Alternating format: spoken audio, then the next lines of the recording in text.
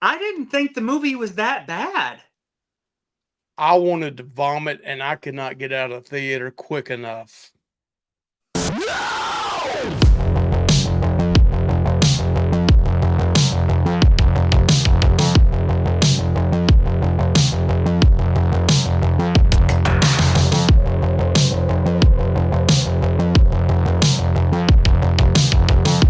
Hey everyone, this is Mike.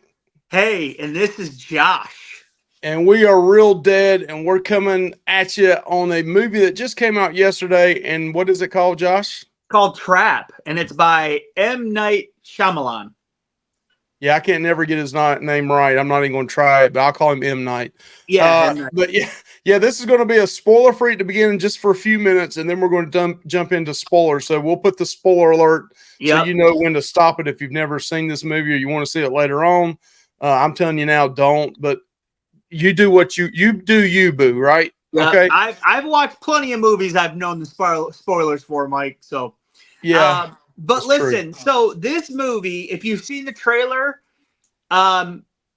you've seen. I mean, you know the big twist in the movie. I guess. I mean, I don't know. Should I say it here, Mike? I don't know. Is that a spoiler? I mean, I don't think so. I mean, the trailer, okay. I mean, the synopsis of the thing says a father and teen daughter attend a pop concert where they realize they are at the center of a dark and sinister event. Oh, so that doesn't give it away, though. Yeah, well, that's right. Normally, Rotten Tomatoes does give it away, and they didn't this time. So we'll leave it at that. We'll leave it at that.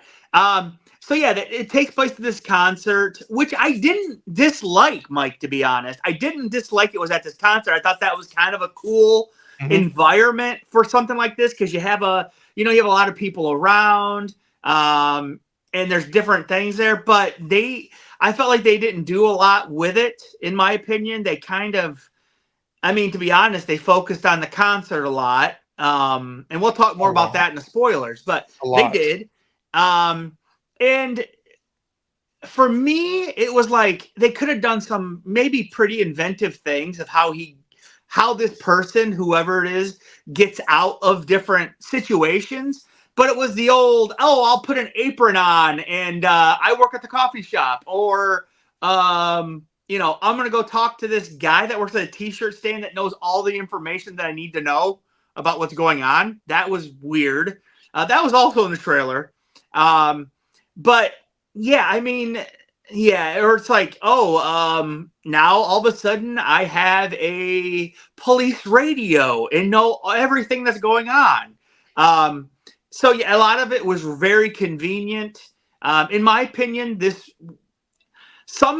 I would say 65 to 70% of this movie was written pretty poorly. The dialogue could be really bad. Now, Josh Hartnett, I did like his performance, and the more I thought about it, he does like a really over-the-top performance sometimes, and I think that was on purpose. I definitely think M. Night was directing him that way, but I also think it was on purpose. Once you watch the movie, I think you'll understand a little bit more. But yeah, I think that's pretty much what I have to say about non-spoiler, Mike. You want to go into it a little bit more? Yeah, my spoiler is I hate this movie. I hate it with a passion. Hartnett's the only positive, in my opinion, in this movie. M. Night's daughter can sing. She's a good singer. No problem with that. Just way too much of her, in my opinion, in this movie. Maybe that's a little bit of a spoiler telling you that. I don't know. But she's not a good actress either, in my opinion. She's not good at acting, and yeah, I can't tell you the spoiler about that. Well, listen, go watch the movie, come back, watch the second half of this video. This movie, in my opinion, was so bad, and I'll bring it up even more later on, that the audience I was in, which was on a Friday night full theater, which was great to see a lot of people in the theater, number one, the crowd turned on the movie. The crowd started laughing at it when it was supposed to be serious. They started making fun of the characters on the screen. And I was like, shut up to myself. I was like, please just shut up. I want to see at least finish the movie and listen to it. But then I had to start laughing at it because it was just so poorly done at the end of it. But and it also just didn't know when to end, I felt. No, it just kept dragging on and on and on. Yep. It's one thing, and you're just like, really, where's the twist of this thing going to happen? And it kind of felt like it never did. I don't know. But I could not get out of that theater quick enough, Josh. And I think I even texted you during the movie You did. and told you this is so horrible. This is bad. Did you watch the end? It's technically not an end credit scene, I guess, but it's like an extra thing right at the end. That probably was the highlight of the movie, in my opinion. That was funny. That was funny. That was funny. So, but yeah, I think let's give. You want to give? We might as well give our rating right here, just in case. Yeah, what would you give it out of a 10, Josh? What would you give it? Man, you know, I was sitting there last night with Michelle, and we were going over M. Night's movies, and I'm like, this by far. I mean, this is not the worst M. Night movie, you know, that I've seen. It's just not. So using that metric, I'm using that metric. I'm gonna say it's a 5. I'll say it's a 5 out of 10. Honestly, I mean, I think Rotten Tomatoes is like in the 60s, right, for audience score. It's somewhere Let's in go there. ahead and throw it up here. Oh, okay. Yeah. So we got 47 from critics, 62 from the audience. So far, it's only a day into the movie. But like, you know, critics are always hard on horror movies, so that's not a surprise. So I think the audience score is higher than what I'd give it. And actually, I'm a little surprised by that audience score, Mike. People seem to think it's okay by that score. And maybe these are a lot of more casual. And that's another thing. They're calling it a horror movie. It's actually on Rotten Tomato calls it mystery thriller. I didn't see any blood and guts. It's called a mystery thriller on Rotten Tomatoes. Okay, well, I read an article that said M. Night is back to horror. That's what it said. So yeah, so it's one of those. It's kind of iffy which way it goes. Josh, I'm going to give it a big 3. Whoa. A big 3 out of 10. It's down there just, in my opinion, just only because of Hartnett. Yeah, that much above Night Swim. That's how bad this movie is, in my opinion. Yeah, Night Swim's bad. Now, my son's 13. He liked it. My wife said it was the worst movie we've seen in the theater this year. But not the worst movie she's seen this year, though.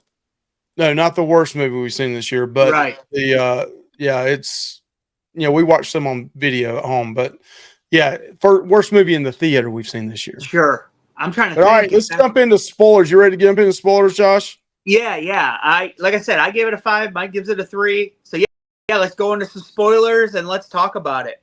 So, Josh, if you don't know, if you watched the trailer, you know Josh Hartnett is the Butcher.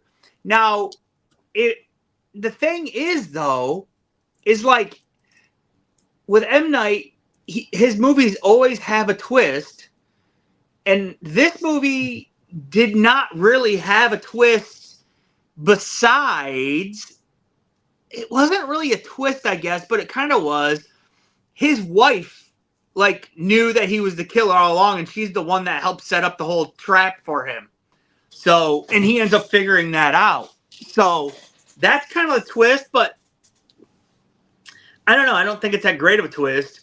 But really, the big twist is in the trailer, where he's the killer. That's the twist. I mean, but how do you keep that a secret, though, Mike, in the movie? Do you think it could have worked? I don't think so. No, I mean, the trailer gave it all away, but I kind of thought there would be some kind of twist the whole time. That, like, at the very end, like, to me, let's go into the spoilers part of this that we couldn't say in the other one. Right. Number one from the beginning. Way too much M. Night Shyamalan's daughter. I think her name's Salika. I may got Lady Raven. Yeah. Way too much of her. Now, she's a good singer. I agree. Yeah. She can sing. She's a she good wrote all entertainer. those. I think she wrote all that music, Mike. Not that it's great or anything, but I mean, she wrote it. No problem with that. A little snippet of it here and there, but I felt like M. Night Shyamalan with this movie just spent millions and millions and millions and millions and millions of his own money. Yep. To promote his daughter. I mean, it really felt like he was trying to push her up and over in the music industry. And then at the very end of it, he tries to push her up and over as an actress, and she's just not that good as an actress. She's not a good actress either. She's a much better singer than she is an actress. That's right. He tried to make her out to be some kind of like Taylor Swift, and she's no Taylor Swift. No. And to me at the beginning is way too much of Hartnett, you know, Cooper, you know, I get he's trying to figure out how to get out of this situation. You know, they pretty much know that he's the killer and he's the dad. He's there with his daughter. He's Yep. leaving all the time, coming back.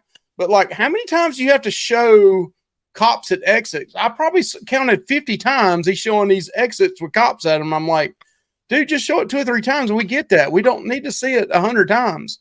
Right. It's just I just thought it was poorly written. Yep. The dialogue wasn't great. Only a couple. I thought, I know you said that people were joking, but if, like, at the end when he had that monologue with his wife with his shirt off, I thought that actually was a good monologue, Mike. I thought that was when he was telling her about what she did and all this, like, you followed me here, you broke in here, you just did this. think about that. He is OCD. Like, throughout the movie, he's OCD. He's like, once it's revealed he's the killer, he's like straightening up tennis rackets on the wall. Yeah. He's doing this stuff, throughout the house. He's straightening things up. Son, don't forget to get your project report in, blah, blah, blah. Don't forget to. You think he's that OCD that he's going to eat a piece of pie that's poisoned to knock him out? Well, that his wife made for him? Well, but she was like, let's eat this last piece of pie. And he was like, okay. Well, listen, I thought that part, though, was kind of chilling when it was already found out that he was the killer. And his family knew that. And he was still like, oh, make sure you hand in your project and you do this. And, make sure you do this. Like, he was like, I felt like his mind was like cracking because he was balancing between being the butcher and being a family man. And it was like, and like he even said, remember, he's like, I can't let these two worlds collide. But they had. And so in his mind, he was still trying to make it right, even though he'd been had. I thought that actually was really good. Also in this movie, he's got secret tunnels that he's dug out to go down into his neighbor's house to escape. Yep. He's done this all in front of his family, I guess, while they're just blind to what he's doing. Right. The really thing that bothered me too this movie is everything is so over the top. I mean, it just so happens that he has a kid's wallet in his apron when he's on top of a roof with two FBI agents, and he just so happens to reach in. There's a wallet there. Yep. And he just so happens, out of 15 cards in there, he pulls out the right card to show, the guy at the stand, who is a funny guy. That's a little funny scene in the movie, I think. Yeah. He just so happens to be a guy working at the stand, and he knows the secret words, the secret code, and the whole thing's here to catch the butcher. You think the FBI is going to really tell him all that? Well, and then that is the thing that I thought was weird. It was like, they didn't need the card. They could have just said, hey, what's the secret word? They didn't need that extra thing in there. There was no need for it. But I thought it was intriguing, though, like when that guy came out of the floor and he was like, oh, let's go down there. But like his daughter, she don't know what's going on. And, her dad's acting strange. But I thought there was some interesting things with that. Or whatever. And he just so happens to walk up to Lady Raven's uncle at the very front. Just so happens to walk up to her and knows that that's her uncle. And my daughter. He doesn't know that's her uncle. He just knows it's someone that works for her. He has a backstage pass on. So, so poorly written, man. It was really just too convenient. Yeah. And I'm also not a big fan. Somebody said this, and maybe I've never just noticed it in his movies. I don't like all the close-up shots that he does in his movies. In this movie, anyway.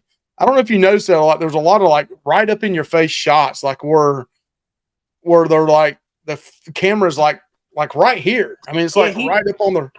I watched Unbreakable. Is that a filming style of his? I've just never picked up on. I watched Unbreakable last night, and I think I saw that in that movie too. Maybe that's just a style of his, but it didn't work for me in this movie because I don't know. Well, he had a movie come out earlier this year that actually wasn't directed by him, but I'm pretty sure he like helped write that movie, that Watchers. I haven't watched that, but I've heard that's critically panned. I don't know, but I liked his movie, Knock at the Cabin Door. A lot of people didn't like that one. I did. I thought that was really good. Yeah, I thought that one was real good. I mean, he's had with M. Night. I think he's one of those polarizing writer director types, Mike, where some people just hate his movies. Some people love them, and they're like, "Oh, you gotta, you gotta just go into this, with knowing that this is the way that he does it, or like this is this secret meaning, or whatever the heck." But also, there's some people that are, they just don't understand his stuff, or and they don't want to watch it. I mean, I'm not to that point yet. I'm not to the point where like I'm not going to watch any more of his movies or anything. I mean, in my opinion, he's had much worse movies. The Happening was horrible.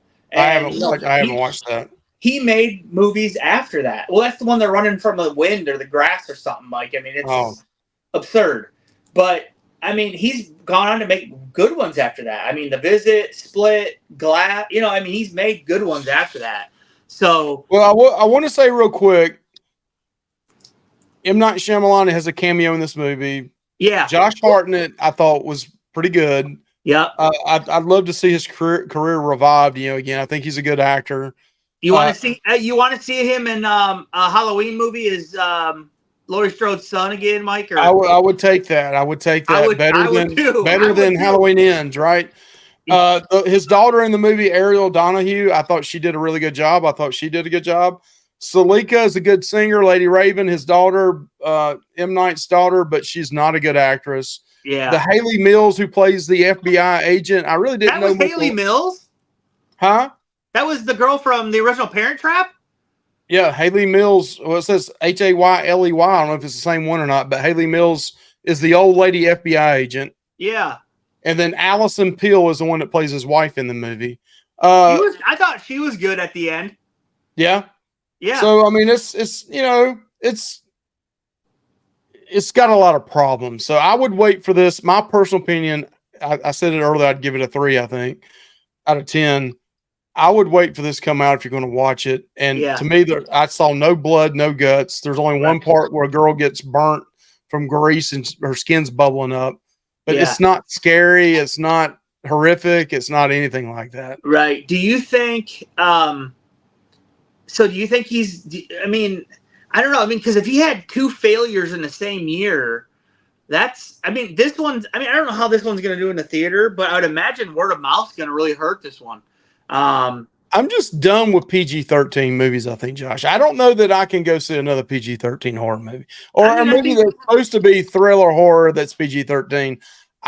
Other than probably Megan last year, I can't think of one that's been good. Well, I mean, you do get good ones, but yeah, I would say majority of the PG-13 ones aren't great because they can't do a lot with them like they could, Right. But hey, man, I think, I watched a big movie critic on YouTube. I mean, probably one of the biggest ones in the game. He loved the movie. He said it was great. I don't know how you can say that with this movie. Yep. I'm just blown away that anybody would think that. Yep. So, yep. All right, Josh. Hey, please like, comment, subscribe. Hey, go check out our video. We just did an interview with Cody Leach. It's doing really well. What a great guy. Yeah, awesome. And that video's done really well for us. And he was great to come on and spend some time with us. And but yeah, like, comment, subscribe. Join us on Facebook. Tell us what you think about this. Josh and I always usually we disagree a lot. Sometimes we agree with each other, but that's what makes this fun. And horror movies that's why we watch them. But y'all have a good one, and we'll see you the next time. Yep. Have a good one, Josh. Yep. See you now. Bye. All right, bye.